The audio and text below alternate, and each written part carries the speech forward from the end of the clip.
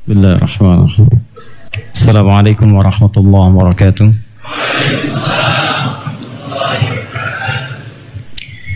Alhamdulillahi rabbil alamin. Wassalatu wassalamu ala rasulillahil karim an-nabiyil amin wa ala alihi wa sahbihi wa ummatihi ila yaumiddin. Amma ba'd. Fa ya ibadallah, usi nafsi wa iyyakum bitaqwallahi faqad faza al-muttaqun. فلا تموتن إلا وأنتم مسلمون. فقال تعالى يا أيها الذين آمنوا اتقوا الله حق تقاته ولا تموتن إلا وأنتم مسلمون. Saudara-saudariku dimanapun Anda berada, alhamdulillah kembali kita diberikan kesempatan oleh Allah Subhanahu wa Ta'ala untuk memaksimalkan sisa kehidupan kita, dan alhamdulillah Allah masih perkenankan kita untuk menunaikan ibadah salat sampai dengan hari ini. Kita bermohon pada Allah semoga salat yang telah kita tunaikan sampai dengan detik ini diterima oleh Allah Subhanahu wa Ta'ala. Bismillah. Rizqan tayyiban, rezeki terbaik. Bismillah. Rezeki terbaik. Ya, rizqan tayyiban. Yang kita bahas pertama adalah pengertian rezeki terlebih dahulu. Definisi rezeki itu apa? Awas, jangan kita jauh-jauh bahas, kita sendiri tidak paham apa itu rezeki. Dan ini kebiasaan ulama kita, kalau ingin menerangkan sesuatu itu biasa dibuka dengan definisi terlebih dahulu. Jelas ya? Baik. Kedua, baru kita berbicara ragam atau jenisnya, ragam rezeki dalam Al-Quran. Seperti apa Allah Subhanahu wa Ta'ala menyampaikan keterangan tentang rizki dalam Al-Quran, juga nanti seperti apa Nabi SAW menjelaskan keterangan-keterangan rizki yang dimaksudkan dalam sunnahnya. Satu, definisi apa itu rizki, apa itu rizki. Bapak dan Ibu, makna rizki kata Ibnu Manzur. Ibnu Manzur itu salah satu pakar bahasa Arab, kelahiran Libya, ada yang menyebutkan Tunisia, dari Afrika Utara. Ya, sudah. Beliau berasal dari Afrika Utara, kemudian orangnya jenius. Mengumpulkan kurang lebih 7 kitab sumber utama di bahasa Arab, dirangkum menjadi satu. Diteliti satu-satu oleh beliau. 1, 2, 3, 4 dari semua sumber itu, bagaimana orang Arab melafadzkan setiap kalimat Arab lewat lisannya. Setelah beliau teliti itu, dikumpulkan jadi kitab, jadi buku, diberi nama Lisanul Arab, lisannya orang Arab. Maksudnya kalau orang Arab mengucapkan dengan lisannya seperti ini maknanya. Ini diantara kitab referensi terbaik untuk meneliti makna-makna kata dalam bahasa Arab. Jadi kalau teman-teman, Bapak Ibu ingin mencari makna-makna kata dalam bahasa Arab, silahkan Anda bisa rujuk diantaranya kitab namanya Lisanul Arab. Lisanul Arab. Ini referensi yang paling utama. Nanti ada yang lain, Al-Misbahul Munir, Al-Mukhtarus Sihah, ada banyak ya, tapi ini diantara yang paling favorit diantara para penuntut ilmu. Kata rizqi, ini kata yang sangat diketahui, yang terbagi pada 2 bagian. Rizki itu asalnya segala yang diterima untuk dinikmati, segala yang diterima atau didapatkan, diterima atau didapatkan untuk dinikmati, atau bisa juga diartikan yang menghasilkan kenikmatan, boleh. Kalau dapat nikmat tuh perasaannya senang tidak? Senang. Bahagia tidak? Bahagia. Nah, umumnya segala yang menghasilkan kenikmatan itu selalu disandingkan dengan perasaan bahagia dan rasa senang. Di setiap Anda mendapati sesuatu yang dengan itu Anda merasa nikmat, bahagia, senang, itu yang disebut dengan rizki. Paham sampai sini? Baik, saya ulang. Kalau Anda dapat mobil baru, senang tidak? Rizki. Anda dapat snack, senang tidak? Senang. Alhamdulillah. Anda dapat minuman, senang tidak? Senang. Anda bahagia hari ini, senang tidak? Baik, Anda tenang hari ini, senang tidak? Saya ulang, Anda dapat mobil baru hari ini, tenang tidak? Senang tidak? Anda tenang hari ini, senang tidak? Pilih mana? Dapat mobil tapi gelisah, atau tidak dapat mobil tapi tenang? Jangan pilih yang ketiga, nggak saya kasih. Saya ulang. Pilih mana? Dapat mobil tapi gelisah, atau tidak dapat mobil tapi tenang. Pilih mana? Masa di luar tuh udah istikharah dulu, bisa nggak katanya. Baik, lihat sini. Rizki, segala yang diterima atau didapatkan yang melahirkan kenikmatan, bentuknya ada dua. Yang pertama bersifat materi, nyata bentuknya. Barang, makanan itu rizki, minuman rizki, pakaian rizki, kendaraan rizki, keturunan rizki. Awas, hati-hati, keturunan termasuk rizki. Bukankah Anda saat mendapat keturunan merasa senang? Bukankah saat bayinya lahir begitu senang? Sampai Anda kasih kabar sana sini, sampai di foto, masukin ke Facebook, masuk ke Instagram. Masya Allah, junior lahir. Wah, ada yang ngasih tahu lagi, insya Allah saya punya anak namanya Abdurrahman. Kapan itu? Nanti kalau sudah nikah. Ini materi. Jadi bisa berupa barang, benda sifatnya. Ya, benda itu bisa benda hidup atau mati. Bisa bentuknya immateri, bukan bentuknya langsung materi yang tampak, non materi. Umumnya berupa hal yang dirasakan. Tenang itu rizki, bahagia, senang itu rizki. Ingat ya, yang melahirkan kenyamanan, ketenangan, kenikmatan. Sudah? Baik, kalau sudah dipahami semua yang didapatkan, yang diraih, dan itu menghasilkan kenikmatan, maka itu yang disebut dengan rizki. Tapi yang paling menarik, Nabi tidak sekedar saat berdoa menyebutkan kalimat rizki saja, tapi beliau susulkan dengan kalimat yang kedua, thayyibah.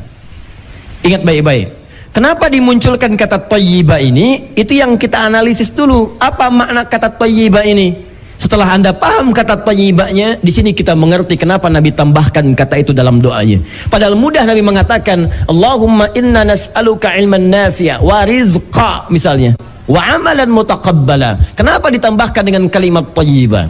Nah, teman-teman sekalian, rahasia kata thayyiban yang pertama ada dalam Al-Qur'an surah kedua Al-Baqarah ayat 168. Paling kanan sebelah bawah. Quran surah kedua Al-Baqarah ayat 168. Ya ayyuhan nasu kulu mimma fil ardi halalan thayyiba. Satu, kata thayyiba dalam Al-Quran seringkali disandingkan dengan kata halal. Jadi ingat, sesuatu yang disandingkan itu, kalau yang pertamanya tidak disebutkan, yang disebutkan yang keduanya, itu otomatis yang pertamanya sudah ikut ke dalamnya. Saya ulang. Tolong fokus baik-baik ya. Ini nanti hukum dalam kaidah bahasa. Kalau ada dua kata, misal, dua kata menyatu, yang satu dihilangkan, kalau yang dihilangkan yang pertamanya, yang keduanya disebutkan, ini berarti yang pertama sudah diikutkan di dalamnya, tanpa harus disebutkan lagi. Contoh, Subhanalladzi asra bi'abdihi laila minal masjidil haram. Saya beri contoh al-masjidil haram, masjidil haram, masjid al-haram. Adanya di mana? Di Mekah ya, Masjidil Haram adanya di Mekah. Tapi kalau Anda ke Mekah umrah atau haji, saya bermohon pada Allah yang belum segera disegerakan insyaallah ya, dengan ikhtiarnya. Nanti kalau Anda kemudian ke Masjidil Haram, lalu Anda tinggal di hotel-hotel sekitaran Masjidil Haram, maka jarang Anda temukan kalimat Masjidil Haram. Yang Anda temukan di lift, di tembok dituliskan, tulisannya cuma satu, Al-Haram. Masjidnya tidak ada. Ya. Di kalau Anda misalnya naik angkot, ya, Anda tinggal misalnya di Syari Mansur, tinggal di Misfalah, pengen ke Masjidil Haram, jangan harap kemudian tukang angkotnya mengatakan Masjidil Haram, Masjidil Haram, tidak. Dia akan katakan haram, haram, haram, haram, haram. Ini penting saya sampaikan supaya tidak salah tafsir. Haram, haram, haram, tidak, halal, halal, bukan. Ya. Jadi kalau yang dimaksud al-haram, al-haram, al-haram, maksudnya Masjid al-Haram. Ketika disebutkan bagian keduanya, maka yang pertamanya tetap ikut dalam hukumnya. Jelas? Nanti saya infokan dari sekarang, kalau anda nanti ke Madinah, ke Mekah, menemukan kata Al-Haram, Al-Haram maksudnya bukan haram dalam hukum fikih, maksudnya Masjid Al-Haram. Mau naik lift ada tulisan haram, Al-Haram. Astagfirullah. Ada lift haram di Mekah. Terus pilih naik tangga. Anda yang kurang pengetahuan, bukan liftnya yang salah. Jelas ya? Nah, sekarang kata thayyiban, ini penggunaan rumusnya. Kata thayyiban digunakan oleh Nabi. Sedangkan kata thayyib dalam Al-Quran bersanding dengan kata halal. Halalan thayyiban. Kalimat halalnya terletak lebih dulu sebelum kalimat thayyibnya. Ya ayyuhan nasu, Al-Baqarah 168. Kulu mimma fil ardi halalan thayyiba. Ketika halalnya dihapus, disebutkan bagian keduanya, ini berarti otomatis halalnya pun sudah masuk di dalamnya. Paham? Ustadz, adakah contoh penggunaan ini kata Ustadz itu dalam Al-Quran? Ada. Buka Quran surah kedua ayat 172, paling kiri agak ke atas. Lihat sini. Ketika Allah meminta orang beriman untuk mencari, berusaha, berikhtiar mendapatkan rizki, itu dihapuskan kalimat halalnya, disebutkan kalimat tayyibnya, bentuknya jama' menjadi tayyibat. Perhatikan kalimatnya. Ya ayyuhalladzina amanu, yang ayat 172-nya. Kulu min tayyibati ma razaqnakum. Halalnya dibuang, tayyibnya disebutkan, dijamakkan jadi tayyibat. Seakan-akan Allah ingin mengatakan, kenapa ya Allah kalimat halalnya dibuang? Hei, kalian kan sudah punya iman. Orang beriman itu otomatis dengan imannya mencari yang halal. Jadi nggak usah saya sebutin lagi kalimat halalnya. Yang aneh itu ada orang merasa beriman tapi imannya tidak mampu membimbing dia pada yang halal. Jadi kalau ada pengusaha beriman, ada pedagang beriman, pebisnis beriman, politisi beriman, dosen beriman, ustadz beriman, manusia beriman, maaf, tapi imannya tidak membimbing dia untuk menemukan yang halal, maka ada yang salah dalam imannya. Jadi kalau ada pedagang kemudian, maaf, masih mencari yang haram, berarti imannya bermasalah. Ada pengusaha masih melakukan tender dengan cara yang haram, imannya bermasalah, karena imannya tidak menghentikan dia untuk melakukan yang haram itu. Karena itu ketika dibuka dengan kalimat iman, halal nggak usah disebutkan lagi, karena iman itu otomatis membimbing pada yang halal. Maka coba cek aktivitas Anda. Kalau aktivitas Anda kemudian menjerumuskan atau mengarahkan Anda pada yang haram, berarti pada saat itu ada yang keliru dengan iman Anda. La yasrikul mu'min, kata Nabi, indama yasrik fahuwa mu'min. Mustahil orang beriman itu mencuri. Saat mencuri itu ada iman dalam dirinya. Maksudnya iman itu akan menghentikan dia dari pencurian. Jadi kalau dia masih mencuri, imannya dipertanyakan. Sedang sakit separah apa keadaan imannya sampai dia mencuri. Yang paling berbahaya kalau dia sudah berani mencuri di rumah Allah. Itu persoalan serius dalam imannya. Yang paling dahsyat lagi, wudu, ikut wudu dia. Datang ke masjid, masuk, nyalamin orang musafah. Begitu takbir Allahu Akbar, mundur dia, tas orang dia bawa, Masya Allah, kotak masjid pun dia masukkan. Itu yang paling dahsyat. Jelas? Jadi yang ingin saya sampaikan, kalau kata thayyib disebutkan, maka otomatis hukum halalnya menyatu di situ. Paham? Seakan-akan Nabi ingin katakan, Allahumma inna nas'aluka ilman nafi'a wa rizqan halalan thayyibah. Dihilangkan mahdzuf kata halalnya, disebutkan dengan temannya yang kedua thayyib untuk menunjuk keberadaan halal sebelumnya. Di asal kata kalimat ini rizqan halalan thayyibah. Jelas sampai sini? Baik. Nah, kalau sudah paham sampai sini, saya jelaskan. Halal adalah hal yang dibenarkan oleh syariat untuk menunjuk pada cara mendapatkan sesuatu. Jadi kalau kita katakan rizki yang halal, artinya cara mendapatkan rizkinya itu dibenarkan oleh ketentuan syariat. Awas, hati-hati, hati-hati. Ada orang misalnya ingin makan, makanan rizki bukan? Rizki, tadi saya katakan materi sifatnya, materi. Nah pertanyaannya kan mustahil tiba-tiba turun makanan dari langit langsung kemudian dimakan. Pasti ada ikhtiar kan yang dilakukan, ada usaha yang dikerjakan. Bagaimana cara melakukan ikhtiar itu? Nah ini yang disebutkan dengan kalimat halal. Jika dia menempuh aktivitasnya sesuai dengan ketentuan syariat, dia bekerja dengan benar, dia tidak menipu, dia tidak korupsi, dia tidak mencuri, maka masuk dalam kategori halal. Tapi kalau kemudian dia lakukan dengan cara yang salah, misalnya dia tipu orang lain, dia ambil, dia curi dan sebagainya, maka yang dimaksudkan tidak termasuk dalam kategori yang Nabi doakan. Jelas sampai sini? Maka ketika Nabi mengatakan rizqan thayyiba, seakan-akan kita minta bimbingan kepada Allah. Ya Allah, saya mohon setelah saya sholat ini ya Allah, saya mendekat kepadamu ya Allah, saya berusaha lekat denganmu ya Allah, saya berada dalam pengawasanmu ya Allah. Rizqan thayyiba, ya Allah mohon bimbing saya ketika mencari rizki, kuatkan iman saya supaya terarah pada segala hal yang halal yang telah engkau tetapkan. Jelas sampai sini? Nah, orang yang terbiasa berdoa mengucapkan kalimat ini, maka dia akan dijaga oleh Allah Subhanahu wa ta'ala. Setiap kali dia mencari rizki, diberikan kekuatan dalam jiwanya supaya tidak tersentuh dengan yang haram. Nanti suara hati itu yang akan membisikkan Anda. Di begitu Anda bertransaksi, kadang-kadang Anda tidak, tapi konsumen Anda mengarahkan pada yang haram misalnya. Anda mungkin tidak, tapi nanti tender itu yang menjadikan Anda mengikutkan pada yang haram. Anda mungkin di kantor duduk tinggal tanda tangan, Andanya tidak, tapi proyeknya ketika disodorkan itu yang membuat Anda mengerjakan yang haram. Pak, ini permintaan kita hari ini. Oh bagus ini permintaannya, silahkan Pak, tinggal di ACC. Berapa nilainya? Oh ini sekian Pak, 1 miliar Pak. Oh, kok cuma 1 miliar? Biasanya kan ada 1,5 miliar. Oh tidak Pak, ini ada penyesuaian. Itu penyesuaiannya akan diberikan untuk Bapak. Kira-kira ya dari 500 juta itu Bapak dapat 30% Pak, 150 jutanya. Rizki itu sudah diatur. Saya tidak mendapatkan yang begini pun Allah akan berikan kepada saya. Perbaiki, sempurnakan seperti semula. Hati Anda akan mengatakan jangan. Jangan, karena setiap Anda sholat, begitu selesai sholat, Anda katakan rizqan thayyiba, rizqan thayyiba. Itu begitu dikatakan kalimat tadi, nafsu itu akan ditekan oleh takwa. Di jiwa kita itu ada 2 jenis, ada takwa, ada nafsu. Wa nafsi wa ma sawwaha. Quran surah Asy-Syams ayat 7-10, Quran surah 91 ayat 7-10. Wa nafsi wa ma sawwaha. Di dalam jiwa kita itu, yang sempurna itu ada 2 kecenderungan, 2 bisikan. Awas, fa'alhabaha fujuraha wa takwaha. Nanti ada jiwa fujur, nama lainnya nafsu. Nafsu ini mendorong pada yang buruk.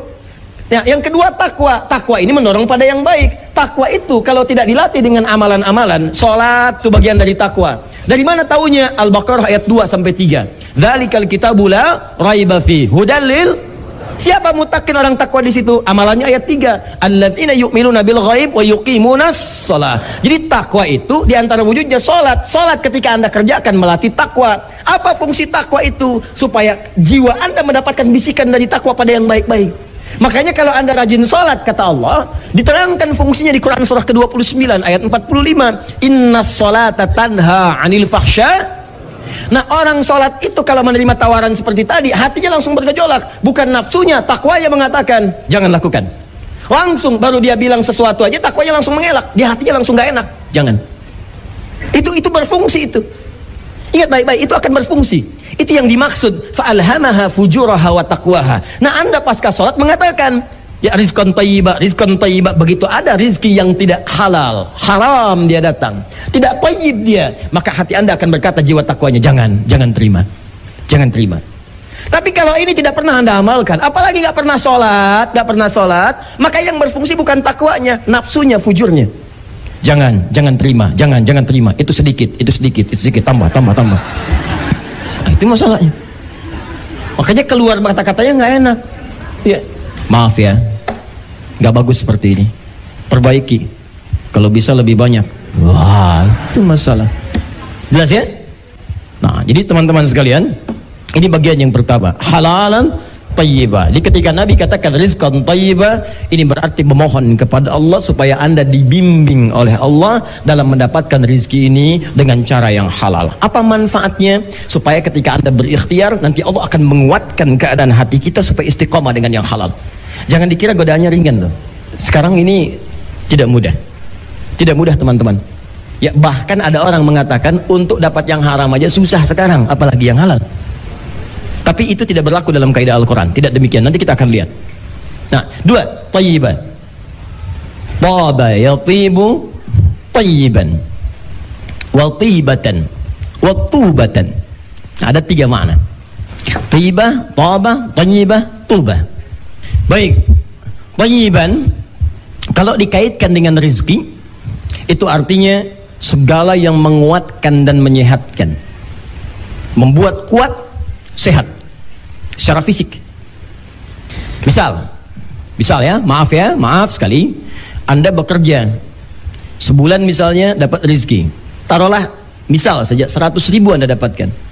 Lalu 100.000 itu Anda ingin belikan makanan ya untuk pokok kehidupan.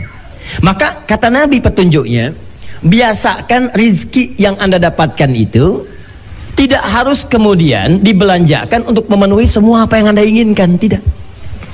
Cari dari situ apa yang Anda butuhkan yang bisa menguatkan fisik dan membuat Anda sehat. Jadi kalau mau cari makanan, tidak semua yang Anda inginkan mesti dibeli. Lihat dulu itu menyehatkan nggak buat Anda, itu membuat fisik kuat atau tidak. Makanya kalau orang Arab ditanya, kaifa haluk, bagaimana kabarmu? Alhamdulillah ana thayyib, maksudnya saya sehat hari ini, saya kuat. Nah, Anda dapat uang berapapun, cari makanan yang menyehatkan, bikin Anda kuat. Prinsipnya kebutuhan, bukan keinginan. Ragam itu boleh, warna ungu, warna biru, warna merah, nggak ada masalah. Makanan ini, makanan itu, pengen makan nasi padang, boleh. Makan pagi dengan sore, silahkan, pagi sore. Nah, pindah rasa misalnya, silahkan, siang malam. Pagi sore sudah ada, siang malam ada. Cari yang ketiga, begadang. Nah, ada, ya, rumah makan begadang. Ya. Baik teman-teman, itu nggak ada masalah. Menu ini, cuman persoalannya menyehatkan tidak, butuh tidak. Cukup dengan kalimat ini, kalau Anda amalkan dalam kehidupan, sehat umat Islam itu, kuat kita. Cuma kadang-kadang keadaan kita itu banyak dirusak oleh keadaan. Tampilan luarnya bagus tapi isinya tidak menyehatkan. Berapa banyak makanan itu dikemas bagus di luaran tapi isinya racun dalam kehidupan. Silahkan cek. Banyak orang terkena penyakit karena dia tidak abai ketika melihat apa yang dia konsumsi. Padahal kata Nabi sederhana, tayyib, tayyib, tayyib, tayyib. Coba lihat cara perilaku kehidupan orang Islam sebagian, kalau tidak semuanya sekarang. Semua pakaian itu dibeli, semua dikoleksi, padahal belum tentu dibutuhkan. Dan itu akan dihisap. Akan dihisap. Coba Anda pulang ke rumah, buka jendela itu, jendela rumah Anda buka, masuk kemudian perhatikan sekelilingnya. Setelah itu balik ke kamar Anda, buka lemari pakaian Anda, cek. Pertanyaan saya satu aja, dari semua pakaian itu pernah nggak ada satu helai pakaian saja yang belum pernah dipakai ibadah, belum pernah dipakai sholat? Saran saya segera gunakan itu. Nanti kalau Anda dihisab lebih ringan. Minimal pakaian itu akan berkata kepada Allah, ya Allah, saya pernah digunakan untuk sholat oleh orang ini. Jadi biasakan ketika Anda mendapatkan sesuatu yang baru, pakai dulu untuk ibadah. Ada baju baru, gunakan dulu untuk sholat, sehingga hak Allah terpenuhi. Gunakan itu. Jadi hisab Anda ringan. Begitu dihisab kan mulutnya dikunci. Al-yawma nakhtimu ala afwahihim wa tukallimuna aydihim wa tashhadu arjuluhum bima kanu. Itu bicara benda-benda. Ini baju bicara, ini karpet jangan dikira nggak bicara, bicara itu. Ya, nanti ayatnya kita hafalkan. Idza zulzilatil ardu wa akhrajatil ardu wa qala al insanu. Lihat ayat keempat, yauma idzin tuhadditsu akhbar. Itu dalilnya. Kata Allah, idza zulzilatil ardu zilzalaha. Nanti satu saat bumi saya goncang sekuat-kuatnya. Saya hadirkan gempa yang paling dahsyat. Ini saya sering katakan kalimat ini beberapa kesempatan. Kalau kalimat zilzal disebutkan sekali, itu artinya gempa dahsyat yang menjadikan bangunan tinggi runtuh ke bawah. Runtuhnya ke bawah. Misal di luar Al-Quran, kalau kalimatnya begini, idza zulzilatil ard, misal sampai situ, itu artinya gempa dahsyat yang tinggi runtuh ke bawah. Tapi kalimat zulzil kalau disebutkan dua kali, baik bentuknya verb, kata kerja, fi'il, ataukah noun, kata benda, ism, zilzal misalnya disebutkan dua kali, maka itu artinya bukan yang atas runtuh ke bawah, yang di bawah naik ke atas semua. Idza zulzilatil ardu zilzalaha. Kata Allah, saat manusia nanti merasakan gempa-gempa itu yang runtuhkan atas ke bawah seperti biasa, nanti saya datangkan gempa yang tidak biasa. Sekarang orang sudah merasa gempa itu biasa. Dulu setiap ada gempa itu zikir langsung tuh, zikir astagfirullah, la ilaha illallah.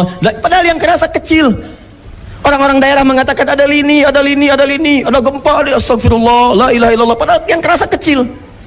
Ya, Nanti akan ada masa orang merasa gempa besar pun biasa. Gempa keluar, udah tenang lagi, masuk lagi. Buka setiap detik, gempa di sini sekian, gempa di sini sekian, gempa di sini sekian. BMKG mengatakan akan ada gempa, dan orang sudah merasa nyaman dengan itu, seakan-akan tidak ada apa-apa. Nanti Allah datangkan gempa yang membuat setiap orang merasakan kedahsyatannya.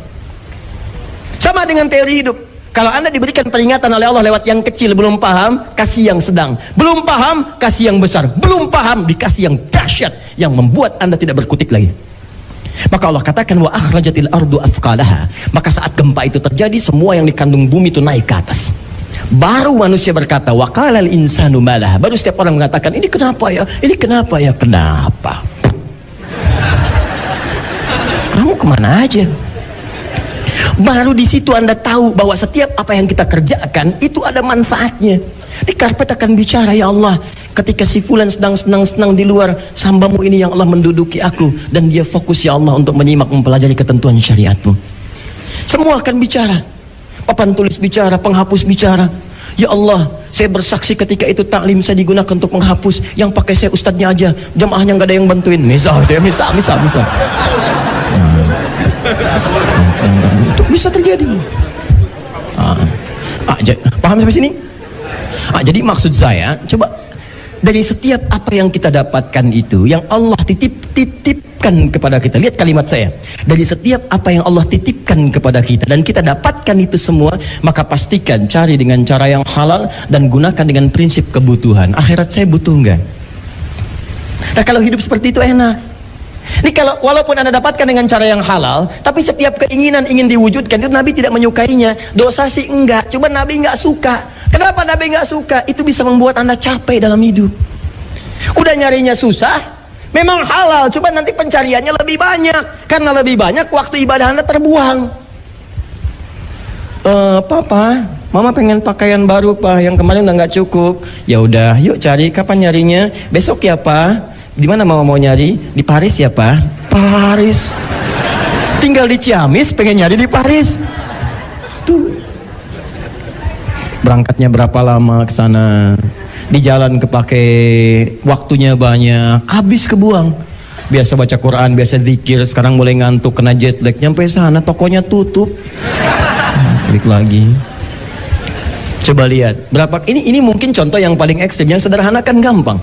Pengen makan ada dekat rumah, pengen ke jauh-jauh. Itu kan sesekali nggak ada masalah, Anda bawa keluarga nggak ada masalah. Yang kadang-kadang tidak masuk akal itu dalam suasana tertentu masih menginginkan sesuatu yang jauh, padahal yang dekat ada. Tuh. Nasi goreng malam-malam, nasi goreng. Di luar lewat 3 nasi goreng bolak-balik tak tek tok nggak dibeli. Saya nggak mau, pengennya ke Bon Siri. Mau Bon Siri dari Bekasi tuh. Bon Siri naik. Malam-malam jam 2 nyampe sana udah antrian panjang, antri. Begitu bagian dia habis. Capek habis. Tahajud gak kepake, segalanya gak kepake, habis tuh capek. Jadi Nabi itu peka sekali. Kalau di Quran surah At-Taubah itu di ujung-ujung ayatnya itu dilukiskan dengan kalimat yang sangat indah. Laqad ja'akum rasulun min anfusikum azizun 'alaihi ma 'anittum harisun 'alaikum bil mu'minina raufur rahim. Kata Allah, Nabi itu sangat peduli dengan kita, merasakan kehidupan kita itu. Berat rasa bebanmu. Kalau bisa beliau ingin menanggungnya supaya kalian merasa ringan dalam hidup. Rasulullah SAW.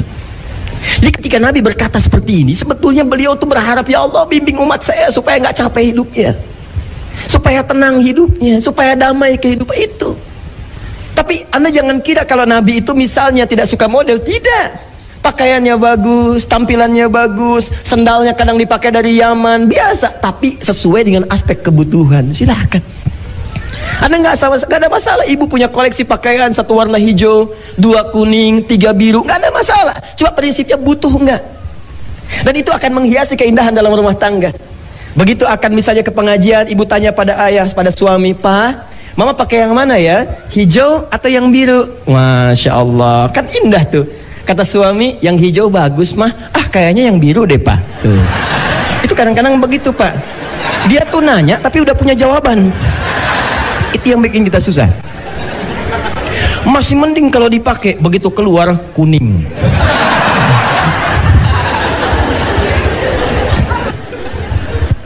Pernah punya pengalaman begitu?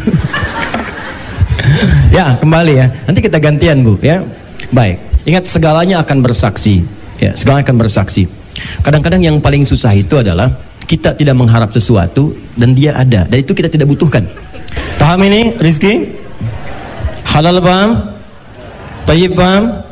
Saya cek. Halal itu, maaf, dari esensi kebutuhannya atau cara mendapatkannya? Baik. Kalau tayyib itu kualitasnya atau caranya? Aspeknya kebutuhan atau keinginan? Maka ketika Nabi berdoa rizqan thayyibah, maksudnya bimbingan kepada kita. Kalau anda ingin mendapatkan rizki, cari dengan cara yang halal, gunakan yang halal untuk mendapatkan yang thayyib. Paham? Ini kalimat singkat padat, ini aja kita pakai dalam hidup, maka hidup kita insya Allah akan nyaman kita jalani. Ya, fisiknya sehat, kuat, pikiran tenang, dan nyaman kehidupan dijalani. Tapi yang paling dahsyat dari kalimat ini kan permohonannya ke Allah. Maksudnya, saat ini tiap hari anda latih minimal 5 kali dalam sehari. Subuh, zuhur, asar, maghrib, isya. Begitu selesai doa. Mintakan ini. Demi Allah saya katakan, kalau manusia sifatnya itu pasti jauh beda dengan Allah. Laisa kamitslihi syai'.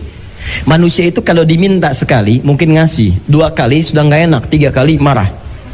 Allah beda, tidak diminta Allah marah. Minta berkali-kali Allah senang, bahkan cepat mengabulkan. Nah ini kita minta 5 kali dalam sehari, masa nggak dikabulkan? Jadi ketika anda memohon kepada Allah rizqan thayyibah, itu nanti Allah akan turunkan kemantapan dalam jiwa kita dan bimbingan mengarahkan pada rizki yang kita mohonkan itu. Nah, berapa dari semua permohonan yang kita panjatkan ini, berapa kali kita mendapatkan respon dari Allah Subhanahu wa Ta'ala? Yang paling menarik, jawaban Qur'annya bukan berapa kali, tapi berapa banyak yang Allah berikan kepada kita saat kita sekian banyak memohon kepada Allah. Tidak tanggung-tanggung, Allah bisa berikan 8 jenis rezeki yang dengan 8 itu cukuplah memudahkan semua kehidupan kita. Pertanyaannya, apa sajakah yang 8 itu dan bagaimana cara meraihnya? Inilah sebagian kedua dari pembahasan yang kita bahas tentang kalimat rizqan thayyibah. Sampai sini paham? Nah, kalau paham, saya hapus dulu sebagian. Saya hapus.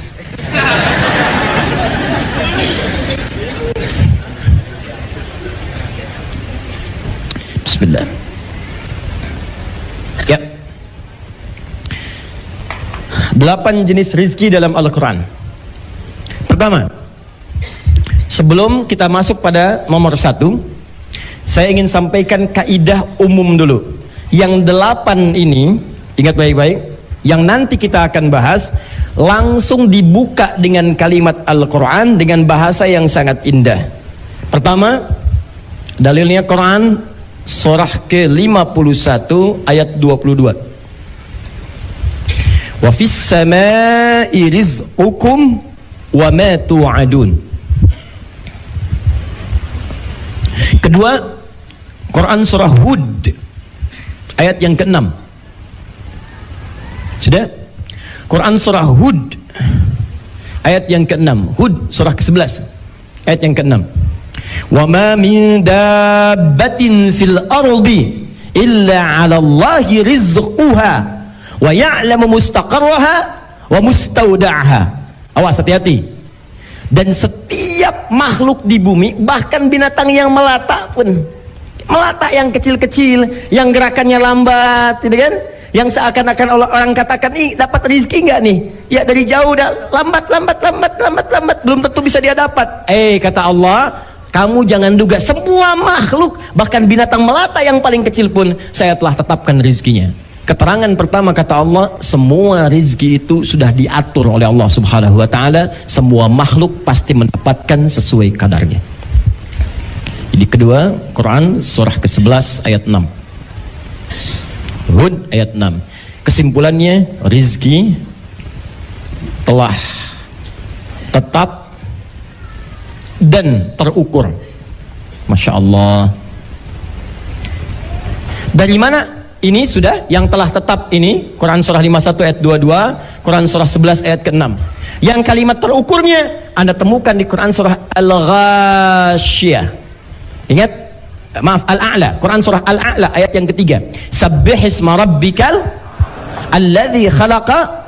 Ayat tiganya, walladzi qaddara fahada. Maka dialah Allah yang telah menetapkan ukuran dari segala hal. Di antara makna ukuran itu, kata para ulama tafsir, adalah ukuran dari rizki. Rizki kita sudah terukur. Jelas sampai sini? Baik, jadi rizki setiap makhluk, apalagi manusia, itu sudah tetap dari Allah subhanahu wa ta'ala dan sudah terukur nilainya. Baik, kapan itu ditentukan oleh Allah? Buka kemudian hadis yang paling cepat, lihat Al-Arba'in saja. Ini karena banyak dikaji di sementara komunitas-komunitas pengajian. Buka Al-Arba'in nomor hadis yang keempat. Hadisnya dari Abdullah bin Mas'ud radhiyallahu ta'ala anhu. Hadis riwayat sahabat Ibnu Mas'ud, Abdullah bin Mas'ud. An Abi Abdurrahman, ya Abdullah bin Mas'ud radhiyallahu ta'ala anhu, qala Rasulullah sallallahu alaihi wasallam wa huwa as-sadiqul masduq. Ya, inna ahadakum yujma'u fi batni ummihi 40 yawman nutfah. Kata Abdullah bin Mas'ud radhiyallahu ta'ala anhu, bersabda Nabi sallallahu alaihi wasallam, sedangkan beliau pribadi yang sangat jujur, benar dan dibenarkan. Beliau itu benar, jangankan kawan, lawannya pun membenarkan. Maksud kalimat ini, kalau lawan-lawan Nabi saja membenarkan, masa Anda umatnya tidak meyakini? Di keterlaluan kalau ada umat Nabi tidak meyakini Nabi, lawannya aja mengiyakan, masa umatnya enggak? Ingat itu ya. Kalau ada bahasa seperti ini, as-sadiqul masduq dalam hadis, itu artinya hadis yang disampaikan berisi informasi gaib yang kadang kita tidak mengetahuinya. Baik, apa kata Nabi? Inna ahadakum yujma'u fi batni ummihi 40 yawman nutfah. Setiap kalian akan dihimpun di perut ibundanya dalam fase penciptaan 40 hari pertama berbentuk nutfah, pancaran spermatozoa dengan ovum berproses. Thumma yakunu mithla dzalika 'alaqah. Kemudian 40 hari yang kedua berbentuk 'alaqah, zigot yang menempel di dinding rahim. Thumma yakunu mithla dzalika mudghah. 40 hari ketiga, 120 hari, 4 bulan berbentuk mudghah, segumpal daging keratan, mulai ada bentuk terlihat. Thumma yursalu ilaihil malak. Maka 40 hari ketiga ini, 120 hari, diutuslah seorang malaikat, malak, ya, fayanfukhu fihi ruh. Dengan izin Allah dia ditugaskan meniupkan ruh. Wa yu'maru bikatsbi arba'in, dan diperintahkan untuk menetapkan 4 hal. Yang pertama, bikatsbi rizqihi, rizkinya ditetapkan. Jadi usia 4 bulan di kandungan. Sejak kandungan, sejak di alam rahim, rizki yang disebutkan ini ditetapkan bagi si fulan. Misal, si fulan akan lahir 4 bulan di kandung ibunya. Dalam 4 bulan itu rizkinya mulai ditetapkan oleh Allah Subhanahu wa taala. Ukurannya jelas sampai dia wafat. Ingat, di Al-Bukhari disebutkan tidak mungkin seseorang itu wafat kecuali hatta tastawfiya rizqaha, sampai dia mendapatkan semua ketetapan dan ukuran rizkinya. Di ketika Allah tetapkan usia kandungan 4 bulan, misal si fulan sesuai dengan maslahat hidupnya, bukan masalah kaya atau cukup, sesuai dengan maslahat hidupnya, yang dengan bekal itu dia bisa dekat kepadaku, kata Allah, dia ibadahnya bisa maksimal, dia bisa masuk surga, maka ditetapkan misal 100 miliar sampai meninggal. Cuma sifatnya gaib, dirahasiakan. Sifat rizki rahasia, tidak dibuka. Sebab nanti kalau dibuka, Anda tidak akan nyaman menjalani kehidupan, nggak enak, nggak semangat Anda. Misal, nama siapa? Mas? Ya? Iman. Dengan imannya yang kuat, terdorong untuk mengambil penghapus. Misal, Mas Iman rizkinya misal saja 1 miliar. Hari ini sampai jam 9:04 udah ngambil 999 juta 999 ribu rupiah. Tinggal berapa? 1000. Sedangkan rumus dalam hadis 999 juta 999 ribu rupiah, tinggal 1000. Rumus dalam hadis, rizki ini kalau sudah didapatkan semuanya, maka dia bersanding dengan kematian, wafat dia. Makanya di hadisnya setelah rizki kemudian baru ajalnya. Ya, rizqaha, kemudian wa ajaliha, baru kemudian ajalnya. Ajal itu batas hidup. Ingat, beda antara umur dengan ajal. Kalau ajal batas hidup, buka Quran surah ke-7 ayat 34. Walikulli ummatin ajal, fa idza jaa ajaluhum la yastakhiruna sa'atan wa la yastaqdimun. Setiap umat manusia kita itu punya ajal, batas hidup. Ajal nih, sampai sini misal. Kalau sudah sampai ajalnya, maaf, nggak bisa maju, nggak bisa mundur. Dia jangan berpikir bunuh diri, nggak ada kerjaan. Yang mau bunuh itu nggak ada kerjaan, karena nggak bunuh diri pun kalau sudah meninggal ya meninggal aja. Nggak ada kerjaan. Anda berusaha, kalau belum datang ajal nggak akan meninggal juga. Minum baygon 1 kontainer, ajal belum datang nggak akan meninggal. Cuma nyiksa diri aja, capek, sakit sampai meninggal. Meninggalnya nggak saat itu. Jadi nggak usah nyari sesuatu yang sudah diatur, mikirkan sesuatu yang sudah diatur, itu nggak ada kerjaan, buang-buang energi. Sama dengan mencela yang sudah terhina, itu buang-buang energi. Ingin dipuji pada sesuatu yang tidak layak, katanya pujian milik Allah, Anda pengen dipuji, itu buang-buang energi. Sama, mikirin matahari yang sudah jelas terbit di barat, bikin status, hari ini matahari, maaf terbit di timur, tenggelam di barat, bikin status, hari ini matahari terbit di timur, nggak ada kerjaan. Gak ada kerjaan. Jangan memikirkan sesuatu yang sudah diatur. Jelas sampai sini? Baik. Nah, kembali yang tadi kan sudah saya ralat. Awas jangan dipotong videonya. Dalam satu kajian Ustaz Adi Hidayat menyebutkan matahari terbit di barat. Oh, Masya Allah. Terus muncul Ustadz Bid'ah. Oh. Sini. Jelas ya? Paham sampai sini? Ini. Jadi rizki itu pertama telah tetap, yang kedua telah terukur. Kenapa saya buka dengan ini dulu sebelum yang 8? Anda mesti paham, kalau Anda sudah mengerti ini, maka Anda tidak akan pernah tertarik mengambil rizki orang. Ini cukup orang Islam itu paham kaidah ini, maka tidak akan pernah ada pencurian, nggak akan ada korupsi. Karena rizki kita itu telah ditetapkan, nggak akan berubah. Jadi Anda mencari dengan yang haram pun nggak akan nggak nambah. Tetap segini, tetap tidak akan berubah. Jadi nggak ada kerjaan. Kalau ada orang terpikir ngambil, berbuat curang, nggak ada kerjaan. Demi Allah saya katakan nggak ada kerjaan ya, karena nggak akan berubah. Dia tetap dan terukur, jelas. Jadi kalau Anda ngambil yang lain, itu cuma akan dibalikin lagi. Kalau nggak sekarang, besok. Nanti Allah berikan alat lewat yang lain. Ambil, bikin, ada kepolisian, ada KPK, ada macam, diambil, pindahin lagi, selesai. Dia cuma bikin capek diri sendiri. Dan ingat, ada nanti rizki yang sifatnya menular. Ketika Anda yang berbuat jahat, maka sebagian keluarga Anda akan kena bagiannya. Jadi kalau Anda mau berbuat curang, tolong pikir-pikir dulu. Bukan Anda saja yang kena, istri Anda bisa kena, suami Anda bisa bermasalah, anak Anda bisa bermasalah. Apa Anda tega membiarkan anak-anak dibully di sekolahnya? Dan disebutkan anak seorang koruptor, anak seorang pencuri, anak maling. Anda mikir dulu. Jadi kalau Anda ingin berbuat curang, bukan hanya bermasalah dengan Allah, keluarga Anda pun akan kena masalah. Dan kalaupun Anda tidak mencari dengan cara yang haram, cukup dengan yang halal, rezekinya tidak akan berubah.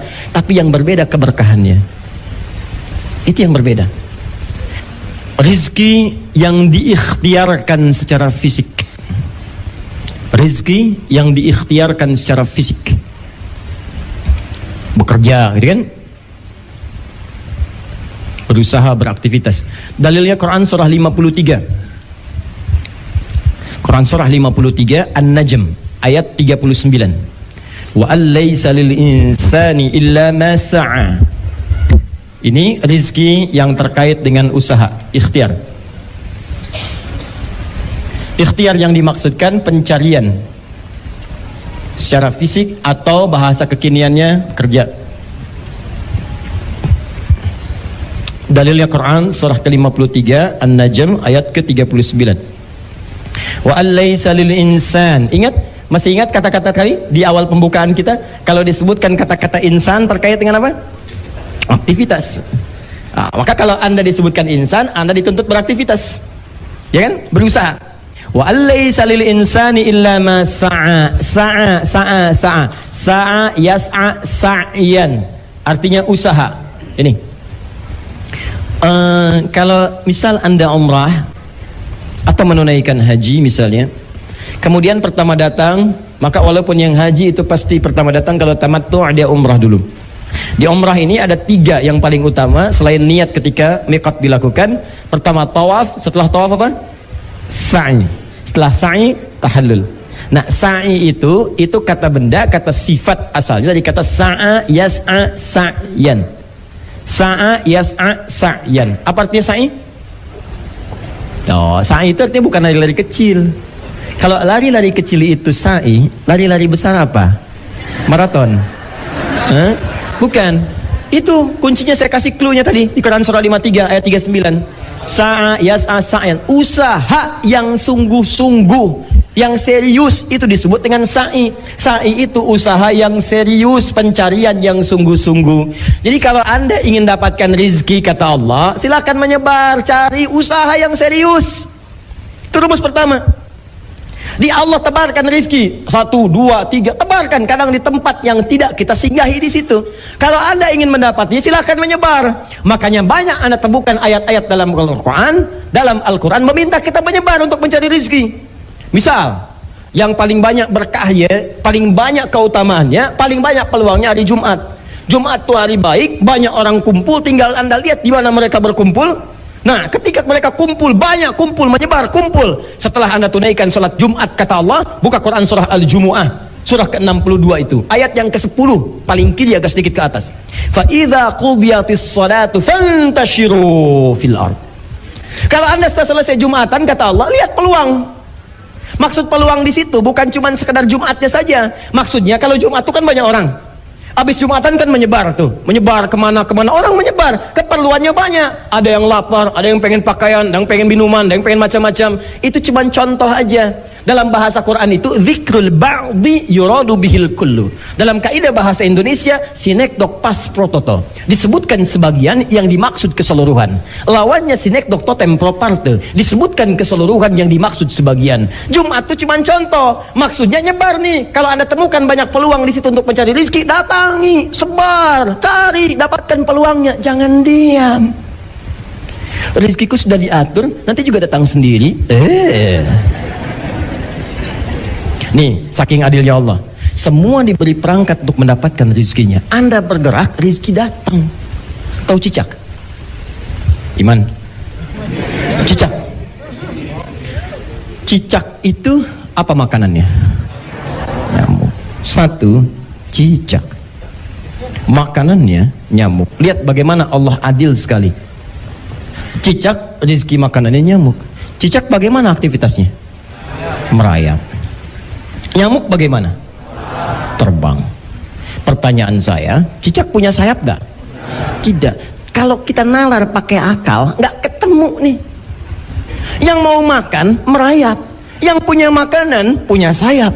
Itu kalau nyamuknya punya sifat jenius, jadi mainan cicak. Cak, lain makan. Susah. Tapi dengan izin Allah, binatang gak dikasih akal. Binatang tidak diberi akal, cuma terbang aja dia.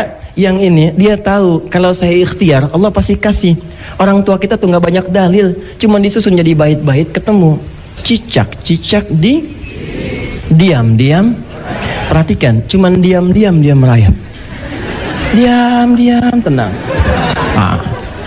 Datang seekor.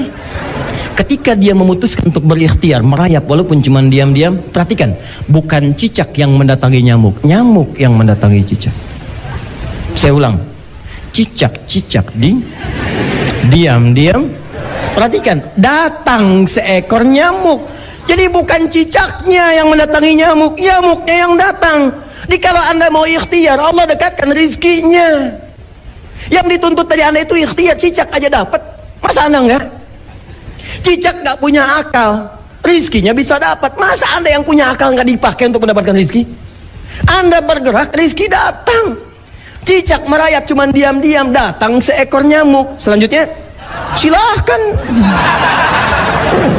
Tuh. Jadi ini yang pertama nih. Jadi yang pertama, Anda gak usah khawatir gak kebagian rizki. Anda berikhtiar, Anda dapat. Dan dahsyatnya, ini yang mau saya sampaikan. Dahsyatnya, kenapa Allah mewajibkan kita berikhtiar untuk mendapatkannya? Karena setiap ikhtiar itu pasti akan bersanding dengan ujian. Sedangkan rumus ujian bersanding dengan pahala. Ini sebetulnya mudah bagi Allah menyampaikan pada Anda, nih makan. Cuman ketika Anda dapat, Anda nggak dapat pahala dari kesabaran Anda. Kapan kita tahu kita sabar kalau nggak diuji dengan proses? Kapan Anda bisa berkembang jadi lebih kreatif? Muncul ini, teori itu, teori marketing, teori ini, teori macam-macam. Bagaimana bisa berkembang kalau nggak diberikan proses? Itu hikmahnya. Bukankah dalam setiap titian itu ada doa? Dibuat sedikit susah, sedikit mudah bagi Allah memudahkan Anda dapat. Coba dibuat berliku begini supaya malam Anda tahajud. Hei fulan, kamu ini kemana aja? Aku harus paksa begini supaya kamu datang di malam hari. Udah siang-siangnya bebas berkeliaran, malamnya tidur enak, sampai turun surah Al-Muzammil. Apa artinya Al-Muzammil? Orang yang berselimut. Apa artinya Al-Mudaththir? Orang yang berselimut. Jadi kalau sama-sama berselimut, kenapa nama suratnya beda? Dithar, Mudaththir, berselimut, itu yang dimaksud selimut yang melindungi dari sesuatu hal yang mengancam. Jadi kalau Anda merasa terancam atau tidak nyaman, Anda gunakan selimut untuk bersembunyi. Ya, itu disebut dengan dithar. Orang yang disebut dengan Mudaththir. Kenapa suratnya disebut dengan Al-Mudaththir? Buka di Al-Bukhari. Dari 97 pembahasan kitab, buka kitab yang pertama, Kitabul Iman. Nomor hadis 4-5 dari sahabat Jabir bin Abdullah radhiyallahu taala anhu. Itu kisahnya kan saat Nabi naik ke Gua Hira, ke Jabal Nur. Ya sekitar 6 kilo dari rumah Nabi. Sampai ke atas setelah peristiwa Iqra. Sudah turun wahyu pertama dan selanjutnya itu naik ke atas tidak turun wahyu siang-siang. Maka bakal beliau habis turun lagi ke bawah. Di pertengahan itulah kemudian di tengah-tengah siang-siang ada panggilan, ya Muhammad, ya Muhammad. Nengok ke kanan kiri tidak terlihat nampak sosok makhluk, ke depan tidak ada, ke belakang tidak nampak. Nengok ke atas, kata Nabi ada sosok makhluk duduk, kana yaqudu bainal ardi was sama. Dia seakan-akan duduk antara langit dengan bumi. Sedangkan Nabi belum pernah melihat malaikat Jibril dalam rupa aslinya. Waktu peristiwa Iqra itu menyamar jadi laki-laki, didekap sampai kemudian mudah diterima. Itu wujud aslinya belum kelihatan, seperti duduk begini antara langit dengan bumi. Contoh ginilah, Bapak nama siapa? Enjat. Pak Enjat tiba-tiba itikaf di sini. Sampai siang jam 2. Udah nggak ada orang. Begitu keluar dari sini Pak sampai depan. Enjat. Nengok kanan kiri nggak ada orang, depan belakang kosong. Begitu ke atas terlihat Allah, nampak sosok makhluk, jubah putih, rambut kemudian agak panjang. Ngelihat, Enjat. Pertanyaan saya, respon Bapak bagaimana? Hah? Enjat. Apa? Mustahil. Kata Nabi, fara'ibtu minhu. Saya merasa takut sampai bulu kuduk saya naik, tapi saya bisa mengelak. Saya tinggalkan tempat itu dengan bersegera pulang ke rumah. Begitu sampai rumah ucapkan assalamualaikum, disambut dibuka pintu oleh Sayyidah Khadijah tercinta. Waalaikumsalam. Begitu dilihat, Masya Allah, memandang wajah Sayyidah Khadijah, tenang hatinya. Dibawa, genggam tangannya. Kata Nabi, zammiluni, zammiluni, selimuti saya, selimuti saya. Begitu diselimuti, keluar kata-kata yang indah dari lisan Sayyidah Khadijah. Maka nampak semua ketenangan. Demikian tipikal istri salihah. Jadi kalau suami sedang tidak tenang di luar rumah, ibu tenangkan di rumah. Jangan suami nggak tenang di luar rumah, ibu kasih bencana di rumah. Itu yang bikin repot.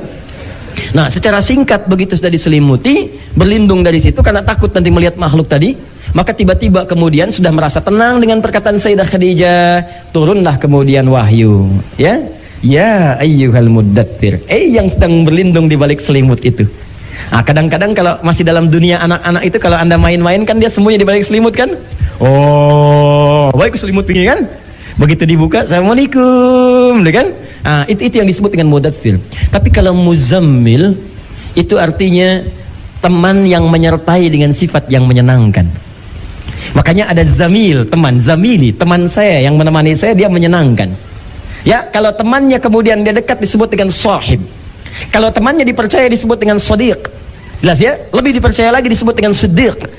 Ya, teman Nabi sangat dipercaya, sangat membenarkan Nabi disebut dengan Abu Bakar As-Siddiq. Jadi kalau Anda punya teman senang, menyenangkan, enak, nyaman, zamil. Ada orang yang kadang malam-malam atau keadaan tertentu berlindung, bukan berlindung dari sesuatu yang mengancam, tapi ingin senang nyaman dengan selimut. Pakai selimut supaya enak tidurnya. Duh, kata Allah turun ayat Quran surah ke-73 itu, ya ayyuhal muzammil. Hei orang yang sedang enak-enakan dalam selimut itu, qumil laila illa qalila. Ayo coba bangun malam, nisfahu aw yunqus minhu qalila, walaupun cuma sedikit.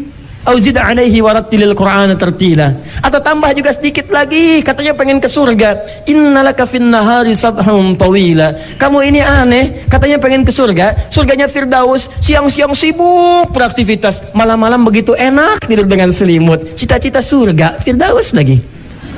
Kamu ini gimana? Atau aku yang harus bagaimana? Inna nasyi'atal laili hiya asyaddu wat'an wa aqwamu qila. Bangunlah sedikit malam itu, kalau kamu bangun sentuhannya ke jiwa begitu dahsyat, perkataannya mudah untuk diresapi. Itulah al-muzammil. Tapi yang mau saya katakan, rizki yang pertama, dia tidak akan pernah terungkap ketika Anda tidak berikhtiar mencarinya. Jadi pesan di Al-Quran cuma satu, Anda berikhtiar, Anda dapat. Ikhtiar aja. Dan kadang-kadang bukan berarti keluar langsung dapat, bukan.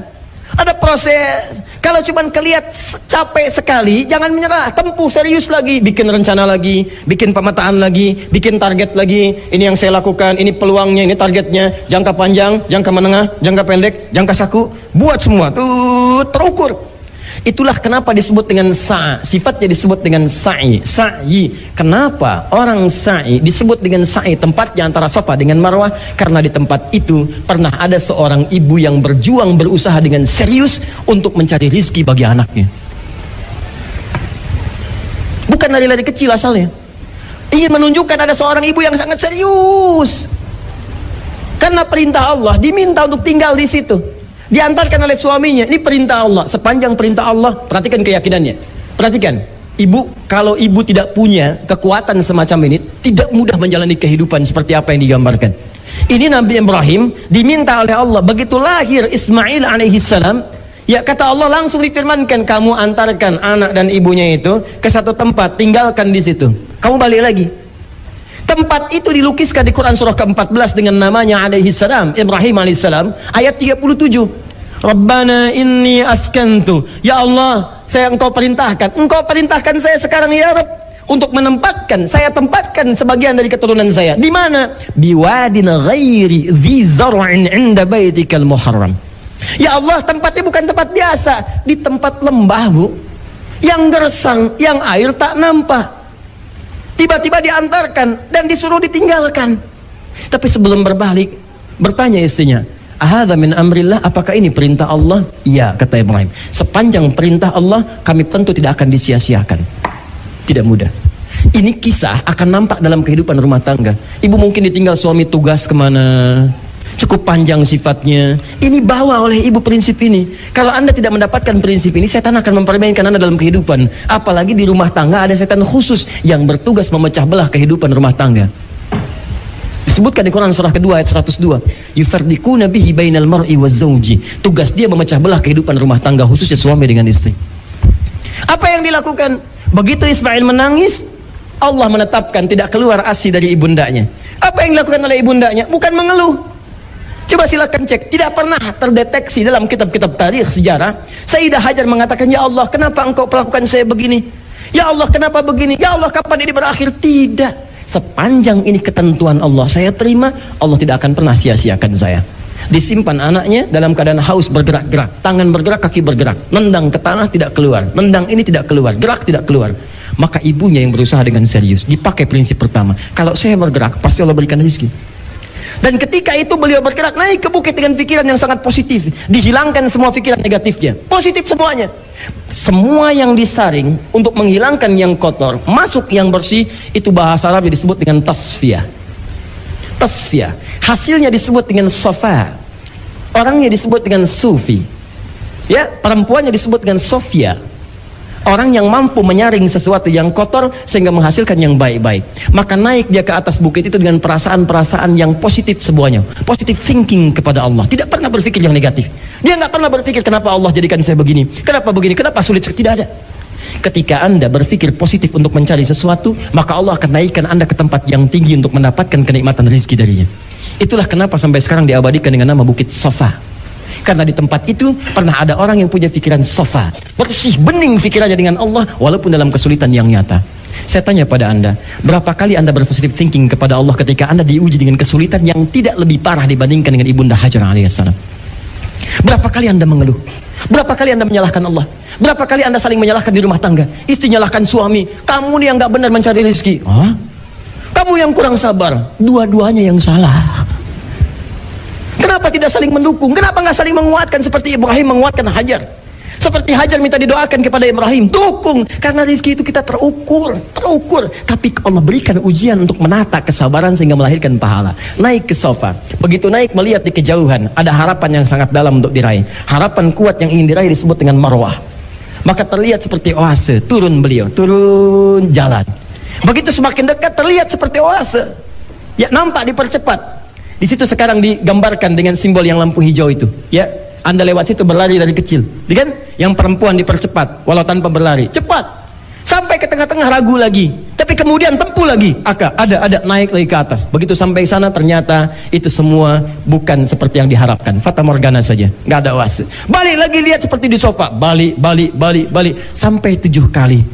Yang paling mengesankan ketika sampai ke marwah itulah pada yang ke-7. 1 ke marwah, 2 ke sofa, 3 ke marwah, 4 ke sofa, 5 ke marwah, 6 ke sofa, 7 ke marwah. Ingat sa'i itu pasti 7 kali. Dimulai di sofa, berhentinya pasti di marwah. Jadi kalau ada yang berhenti di sofa, itu pasti yang pertama kemungkinan 6 kurang, atau dia terlampau soleh 8 misal ya, tapi pasti berhentinya di marwah.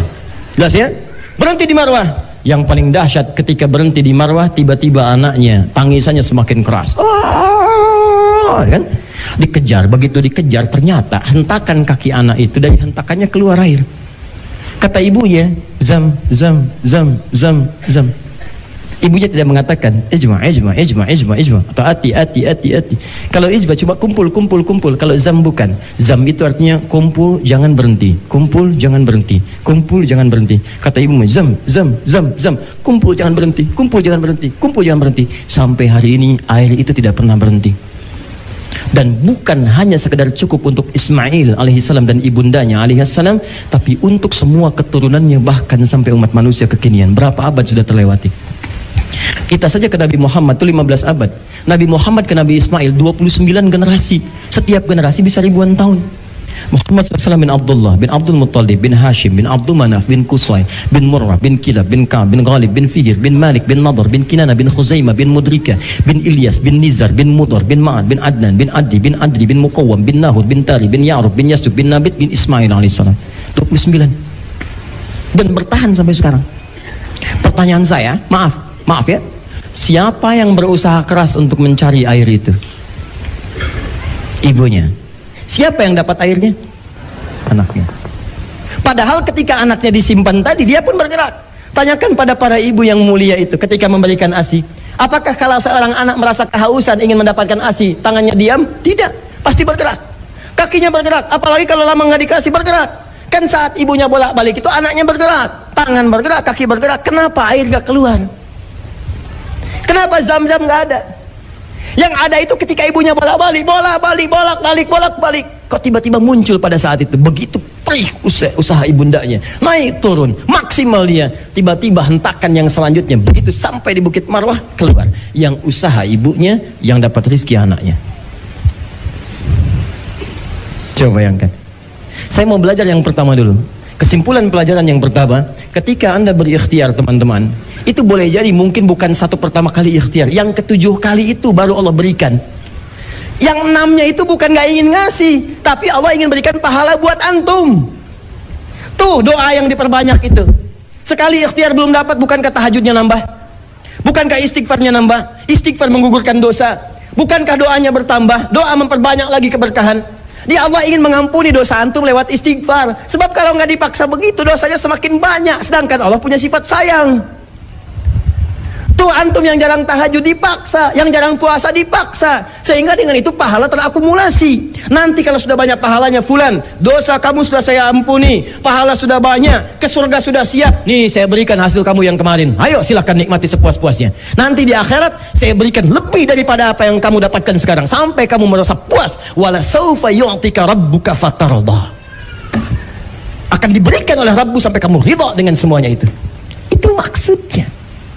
Jadi kalau ibunda kita Hajar alaihissalam 7 kali berusaha tidak pernah menyerah dan berhasil memaksimalkan potensi dirinya di hadapan Allah, sabar, berdoa, kebaikan. Beliau itu istri Nabi, Bu, dijamin surga, dekat dengan Allah, mulia sifat. Jadi mulia akan kisahnya bahkan dalam Al-Quran. Berusaha ikhwan 7 kali tanpa putus asa dan dapat rezeki dari Allah mengalir sampai sekarang. Antum itu siapa? Istri Nabi juga bukan, antum juga sama. Silakan, sahabat juga bukan, tabiin juga bukan, imam juga belum tentu, makmum kadang-kadang. Hei coba cek, ibu demikian adanya, surga belum terjamin. Kisah ibu nggak pernah disebut di Quran. Cari, ibu nggak ketemu. Cari. Lantas siapa Anda baru sekali berusaha sampai mengeluh, kemudian bernegatif thinking kepada Allah? Apa engkau tidak sayang lagi kepadaku ya Allah? Ya Allah, aku sudah tahajud, aku sudah puasa, kenapa belum turun juga? Belum banyak. Ayo, naikkan lagi, naikkan lagi. Itu yang dimaksudkan. Paham sampai sini? Nah, kalau Anda mengerti tentang ini, apalagi nanti rizki di rumah tangga, cukup suami berikhtiar, maka Allah datangkan rizki sekeluarga. Jelas? Nah, jadi jangan berputus asa Anda ketika berikhtiar, karena ketika Allah tetapkan, Allah akan jamin. Cuma mungkin kadang-kadang Anda mesti naik turun, kadang di atas seperti di sofa, kadang turun ke bawah, kadang datar, kadang mesti naik lagi. Itu biasa, itu gambaran. Setiap hari kita berusaha. Kalau sehari nggak dapat, hari kedua nggak dapat, hari ketiga. Itu yang dimaksud dengan sa'i 7 kali bolak-balik. Tawaf berkeliling 7 kali dalam sehari, 7 hari dalam sepekan. Terus cari dengan maksimal. Itu yang dimaksudkan dengan rizki yang pertama. Ada yang kedua. Yang kedua ini rizki yang sangat dahsyat. Karena ketika satu orang berusaha, yang lain yang mendapatkan bagiannya. Satu berusaha, yang lain dapat semua. Apakah rizki yang kedua ini? Itulah yang akan kita bahas di pertemuan selanjutnya.